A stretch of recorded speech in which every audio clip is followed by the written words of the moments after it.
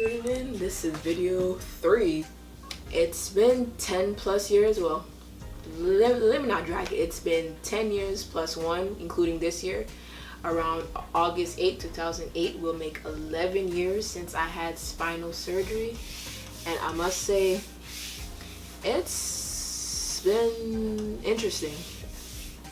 Like, you would think after surgery everything goes back to normal, that you could be yourself again, that things don't change, but a few things have changed. In this video, I'm gonna be talking about how I've been doing.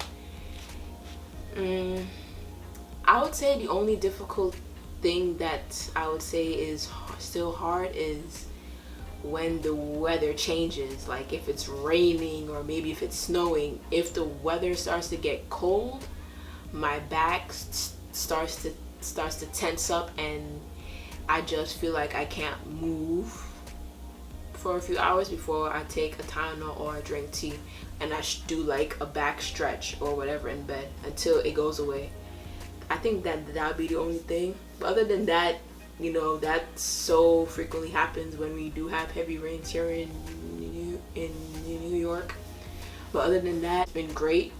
You know, I haven't experienced anything to make me feel like, oh, it's horrible, oh, it's this and that. It's just a new way of doing things. Like even when I was recovering, when things used to fall out of my hand, I couldn't bend down just to get it. I had to learn to use my feet and to like use my feet as my hand and pick up an object and like throw it on the couch or throw it on the table or something. You know, even when we was home, you know, my mom had the pillows propped up a certain way so that my back is like straight instead of it like leaning, because you know in the hospital you're able to use the little switch and you can control how you want the bed to be for the day or for the night, you know. And next question is, do I work? Yes, I do work. You know, I work, I lift things, you know, I swim. Well, can't say swim, I float. You know, I do little things. I run, I walk, you know, I walk fast, you know, speed walk. You know, I exercise from time to time. I do ab workout, you know, I do weights, you know, just little things. You know, I'm not here saying like I'm some, you know, prestige person who's into the whole fitness life, but I try and keep somewhat fit, because the one thing the doctor did say was do not stay rigid. Like even though you had the surgery done, don't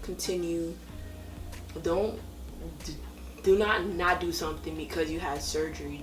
You need to have your back moving instead of it being rigid, because once you stay still and don't do nothing like you used to, it's gonna be bad for you later on.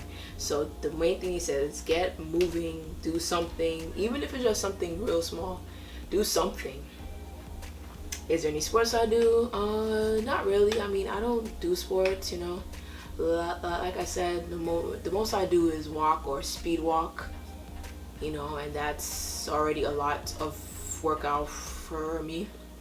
And I mainly do my workouts at home. This, you could say, would be my 10 plus year anniversary since my spinal surgery.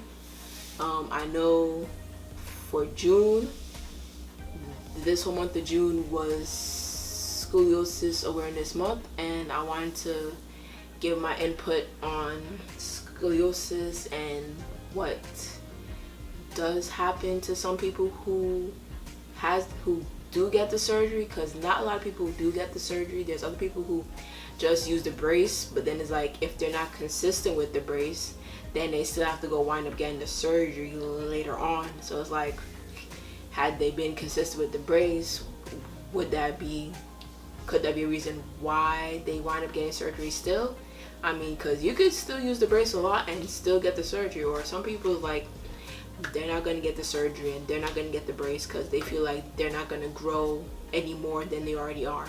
So you're basically stunting your growth by not getting the surgery. Because after the surgery, I think I grew like an inch and a half more than I was before, and I haven't grown since then. So I've been the same height since I was 14, 15 years old, kind of. I think this is all for this part of the video. I would say this is the end of this series. I hope you guys enjoyed this video. Please comment, rate, and subscribe. And I hope you leave your comments down below. Talk about your experience with scoliosis or surgery. That's it.